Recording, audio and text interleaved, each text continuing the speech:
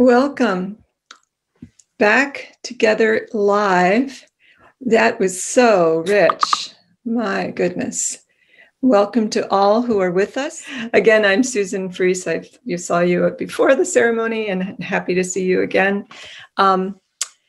President of the board.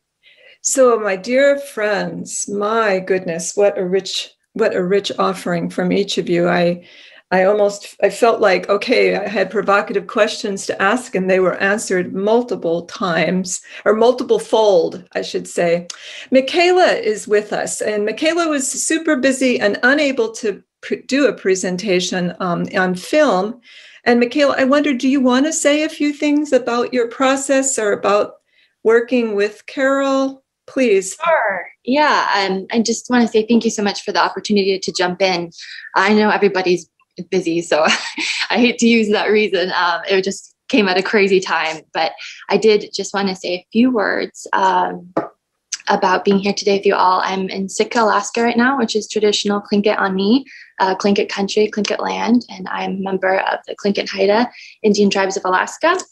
And I'm just really happy to be here. And I wanted to say Ganesh thank you to the Jane Addams Selection Committee for lifting up We Are Water Protectors for this honor alongside all of these other brilliant books and creators who I admire. It's so encouraging and affirming, and I'm truly grateful.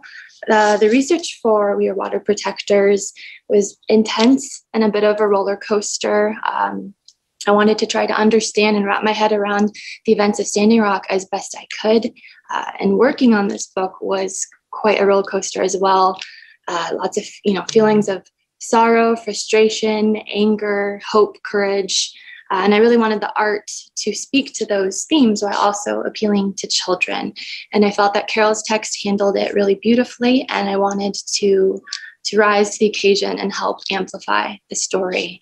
I thought that cosmic, universal, and Mother Earth imagery would hopefully speak to a wider audience, and then layers of symbolism and tucked away details would hopefully help more Native readers feel seen. And I was intimidated and spent a good deal of time thinking about whether I was the best fit for the story, because I feel like it's an important question to ask, especially working on stories by Indigenous authors and just marginalized voices in general. But I felt that if I could communicate a sense of ya'at une, which is respect for all things, I felt that I could do the story justice. And the 2016 gathering at Standing Rock was historic, and thousands of water protectors, both Native and non-Native, congregated in solidarity at the Sacred Stone Camp. It became the largest intertribal alliance in documented history, and it was my goal to speak to this unity and the diversity within that unity through different ages, skin colors, traditional regalia, and also contemporary clothing. And overall, I wanted to paint a rich tapestry of contemporary Indigenous people because we're so often fighting erasure and misrepresentation. And we are still here and still fighting, and in many different ways. Working on this book helped me more deeply understand art as activism and picture books as activism. And for that, I will always be grateful. And Standing Rock was sadly not an isolated event. The book needed to feel timeless in that sense. In our country, there's a long, dark legacy of land theft and broken treaties, of colonialism and its systematic attempts to eliminate. So I needed to speak to that. But there's also a long legacy of Indigenous resistance and Indigenous-led movements to protect our lands and ways of life, and yet the land and ways of life for all. So many of these fights are still ongoing, like the fights against Coastal GasLink, Keystone, Line 3 pipelines, alongside other fights for environmental justice. And here in Sitka, it's an ongoing fight to protect our herring population, which are a touchstone species for everything, our whole way of life here in Southeast Alaska, Native and non-Native. So we're fighting to protect it from commercial overharvest. And today I'm inspired by all of the youth we have. There's so many young folks who are at the forefront of environmental justice issues. And all the books I work on, I hope that Indigenous children leave the story feeling seen and celebrated, because they're so often told the opposite in our world. Additionally, it's vital that non-Native children see these stories centering Native peoples in a multitude of experiences. I was and am greatly honored to have helped bring this book to life and to be here with all of you today. It's affirming to know the whole book team helped raise awareness of environmental injustice and Indigenous rights, and it was a true team effort. So thank you to Carole for your story, to our agents and teams, and to the Rowing Brook team who really championed this book from the very beginning. And to the Standing Rock Water Protectors and water protectors everywhere, I claim Sheesh for your resilience and courage to fight for Mother Earth in the face of injustice, apathy, and violence. And thank you to all of our children who are our future, and to everyone who helped lift this book up. And again, to the Jane Addams Selection Committee, thank you. Sheesh.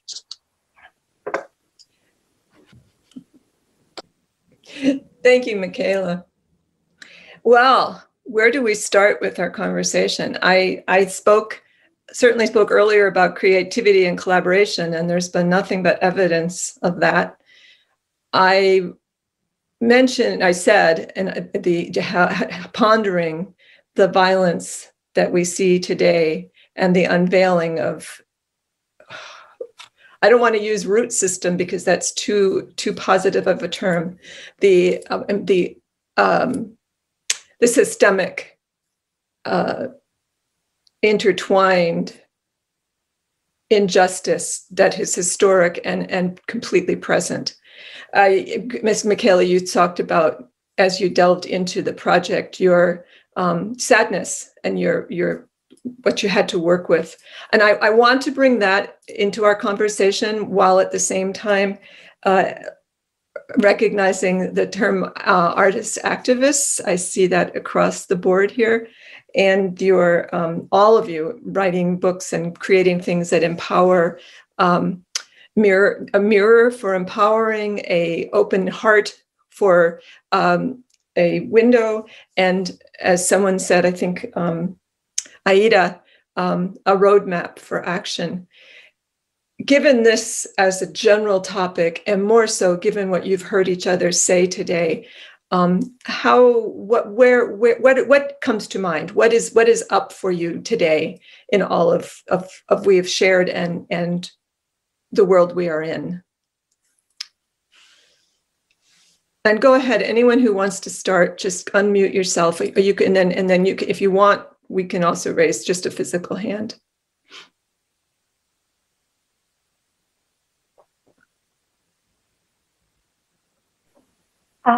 I guess I could start. I think that the thing that I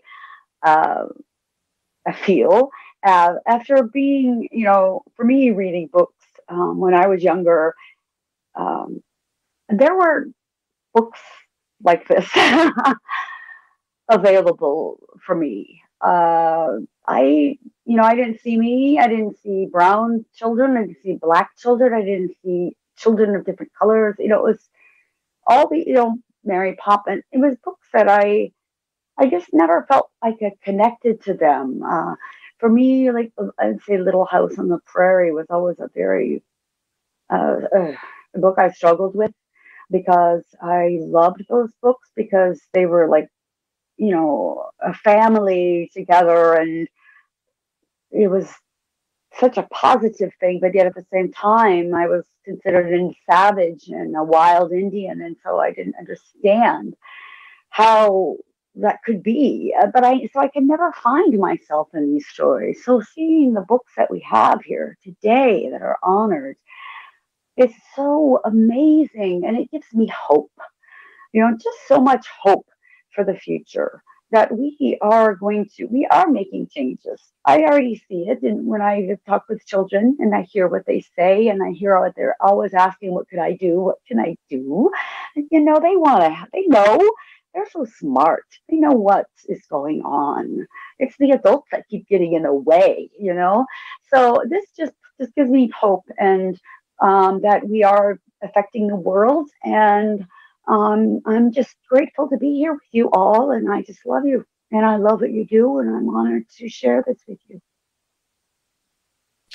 To add to that, I've kind of come to a recent realization that I find it kind of strange that a lot of children's books are kind of setting this expectation that children can only really identify with fantasy, or they can only really identify or enjoy cute, nice, happy things. And I struggle to understand how anyone expects the world to progress or change in any way if we're kind of delaying that change or that understanding until they're 20, 21, an adult.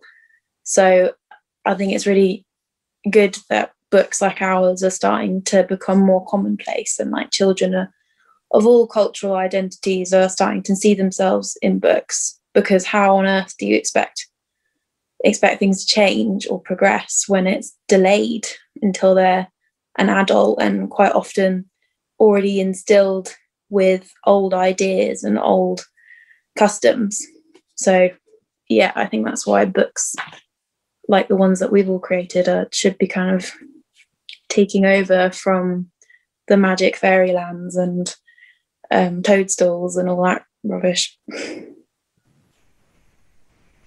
I heard a great quote the other day. Our children are living nonfiction lives. And I thought that summed things up so beautifully. Like, we're in the past, as you say, Katie, presenting these fantasies with, leprechauns and all that. Not that there isn't a place for that, but our kids are dealing with homelessness. They're dealing with isolation. They're dealing with oppression and all of these things. And won't it be great for them to open these books and say, okay, I'm not the only one struggling. I can take an example from this character and add it to what I'm doing, or I don't have to just take it. I can join with others. There's just so many great messages in the books that are represented here. And as I said, I'm so happy to be a part of the industry at this time. And if we've got the door cracked open, we've got to push it open even further, not just in front of the office, but inside of the office, for diverse voices to really, really take a root in our culture. I want to add that I think children have a really innate sense of justice. If you spend any time with children, they'll say, well, that's not fair. They will call it out immediately. And I think that, like childhood, like imagination, like their own agency to kind of express themselves, that sort of awareness and that fire that they have to find justice gets beaten out of them, so to speak, as we tell them, no, well, the laws say this, and the rules historically have said this. And so I think that what all of our work does is provide that, what Ekwa said, that opening. It cracks open that possibility that, oh yeah, that justice that I see, or that injustice that I see, I can speak to that, and I can do something about that. And it kind of allows them to be true to themselves. And I hope, that that's what we as adults can continue to nurture for children. I can jump in as well. Picking up on what you said, Ada, as well as, Katie, pretty much everybody here, we're all saying the same thing. And I have a quote here from one of my wonderful colleagues up here. It's, "You can't run away from the darkness. It's everywhere. The only way to see through it is to shine a light." And of course, that's Christina's quote from her amazing book. But I think the way that we interpret light, it might be a different thing. For me, I view light as truth, and diversity to me is truth. That is what reality is, and that is what we should be reflecting in our books that we read, in the movies we watch. And, equity and equality is truth. Just because that we're not seeing that, reflected in the world around us because of the, as you mentioned, Susan, the systemic structures that are in place right now, I think it becomes less of a question of, how can I empower kids to recognize, like you just mentioned, the injustice in the world. It's not a question for me about how can I do that? It's why must I? Because to me, and I'm pretty sure everybody else here feels that way, it's not really a choice anymore, because once you see the light, whatever your version of that is, once you see that truth, it becomes something that is so rooted into what makes us as people, but also as creatives, that it becomes impossible to not try to share that. Because I do believe that, what we're really trying to do here with all of these books, it's not just to inspire and to empower. We want to tell an amazing story. We want to tell their truth, whether that's in fiction or nonfiction. Both of those are avenues to tell truth, right? But I think what we're really trying to do is raise innovators and leaders who feel confident to then take these stories and turn them into some form of action that resonates with them. And to me, the only way to, grow new leaders is to try, as scared as we are, to step into that role of leader ourselves and of innovator ourselves, even if we're terrified to do it and we're worried about, what everybody's going to say, or, all the systems of power working against us. I think that is the path to building new leaders and growing new leaders, so that hopefully they can recognize that I have a voice, and that voice is above all the most powerful thing that we have. So this is why I'm so honored to be here with all of you lovely people today, because you not only have voices, but you're using them. And I think that's inspiring for kids out there, but also other creatives like me who, we're all in this together. And I think it's fantastic to, as you mentioned, what we're seeing now happening in the world, that's change. That is empowerment. That's magic. So I'm really, really happy to be able to be playing some tiny role into this, wall of change that I hope we're bringing of truth and light. I love what you're saying, Jess. I completely agree. And to piggyback on what Aqua said as well, it's a great time to be in the industry, especially as an introvert.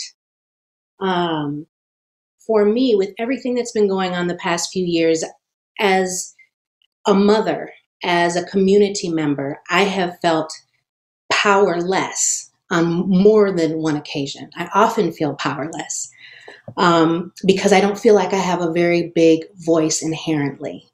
I'm not confrontational.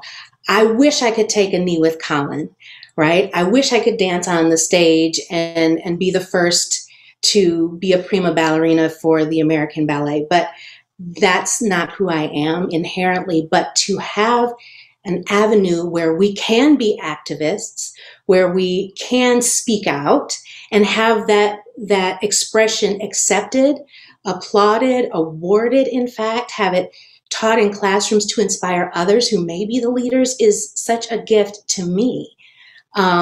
It's a gift to see others who are able to do the same. I feel like, and I don't know about the other panelists, but I assume that at least some of us are introverts. I feel like we're an army of introverts and we're using our voices and we're making a change in a way that perhaps is unexpected, but so powerful. And when these librarians are saying, yes, these are the books that we were looking for, thank you. When these teachers have the courage to bring these stories into classrooms and explore them with children who can relate personally and who are learning something new, something that doesn't directly relate to them, that is opening so many doors. So I think as creatives, this is a beautiful time for us. And I hope that other creators who are watching and listening continue to create for this time, because this generation, they're open, the door is cracked, and it's opening wider and wider and wider as we continue to talk, read, discuss with the change makers who are our young people. So I'm thrilled to be in this room at this time with these people. It's an incredible, incredible experience. Just to add to what you're saying, Angela, about to talk and the conversations that need to be had. I think we kind of have the privilege of doing what we do. I kind of see picture books and children's books in general as like a stepping stone. Like, we're not here to tell children exactly how they should think or what they should do, but we're here to kind of instigate a conversation. And I think the best place to start or instigate any change or progress is at home. And, it's everybody has someone in their life, be it a family member or a colleague or a friend or another child at school, who is not going to have the most progressive outlook. And, I think someone said, I think it was Ida, said that children have this kind of guts that we don't really have as adults to go, actually, that's not okay, or that's not right. And like, if they can say that to a family member, whereas I think a lot of when you kind of get to adulthood, you don't always feel as comfortable calling out a family member. But, you know, if a 5-year-old can do it, and if a 5-year-old can instigate that conversation, then that's great. That's, you know, and if they grow up thinking, oh, you know, Uncle so-and-so, you shouldn't say that, or, you know, someone in my class, you probably shouldn't treat someone like that. You know, that's, if we can be the stepping stone to those conversations, and that's, you know, we're doing our job and we should carry on doing it. Veronica, I think you had something you wanted to say. Oh, I think what I wanted to say about just about the sort of diversity of voices that we were able to work on. I think we often thought that suffragists were futurists because it took over 100 years to get the vote, which I know everyone who knows Jane Addams knows. But the idea, it's been really interesting to talk to kids. And what I love to convey to them is that they are forced to compete all the time in testing and athletics and everything. But this was really about a movement about women who just did the right thing and did the right thing because it was the right thing for humanity, not necessarily for them. That Mabel Pingwa Lee did not, at 16, she took on suffrage, knowing that the Chinese Exclusion Act meant that she wasn't going to be able to vote. And I think that sense that it's not for the gram and it's not for the likes and it's not for the award and it's not for the application, but just the sense that to be with other people when you're moving forward, that forward is a pace, and that if you're part of that pace, then you're growing and you're part of an adventure. I think it's a weird parallel to, I think, where we are with the literature, that, you know, there's a lot of different things and places that we're all at in our careers and with our work. But what you see when you look at the page of award winners and honorees is you see the pace of forward. And I think that we should always applaud that for kids as well as for ourselves. Absolutely. Robert, Benjamin, do you have something you want to add, or are we ready to wrap it up? Thank you so much to all of you. Yeah, I think this is a great place to transition. We definitely want to thank all of our participants today on behalf of the Jane Addams Peace Association Board of Directors. Thank you to all of the participants for our virtual award ceremony, and we especially want to thank our amazing authors and illustrators. And thank you for the work that you do to inspire children and their adults, especially, you know, in our local, in our national, and our international context, where we see so much conflict, where we see so much tension, where we see so much poverty, and war and fighting. Your work is desperately needed.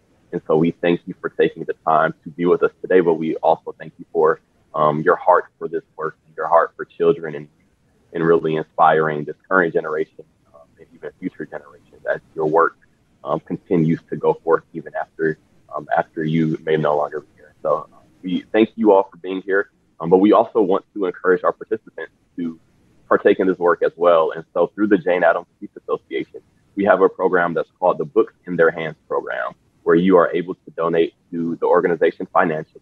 You're able to determine which library or local school that you would like to put books in children's hands through. And so we encourage you to do that by visiting the Jane Addams Peace Association website, and you can select from the authors and illustrators that we celebrated today to be able to send their work and their literature to your local library, and other schools, institutions, and things of that nature. And so I know we experienced a little bit of technical difficulty in the beginning of the ceremony today, and so we are going to reintroduce Ben Sapp, who serves as the director of the Masden Museum at the University of Tennessee. Thank you again for joining us today. Robert, thank you. I too would like to thank the Jane Addams Children's Book Award Committee for allowing the University of Findlay's Masden Museum to host this wonderful event. I'd also like to congratulate and thank today's authors and illustrators for their words and their art that create resources for us to share for years to come. Please, please keep creating. And last but not least, I would like to thank all of you in attendance today for being a part of this award ceremony. Besides learning about the art and literature, I hope that this event provided you with an inspiration to share these wonderful works with others. Thank you. Peace be with all of you.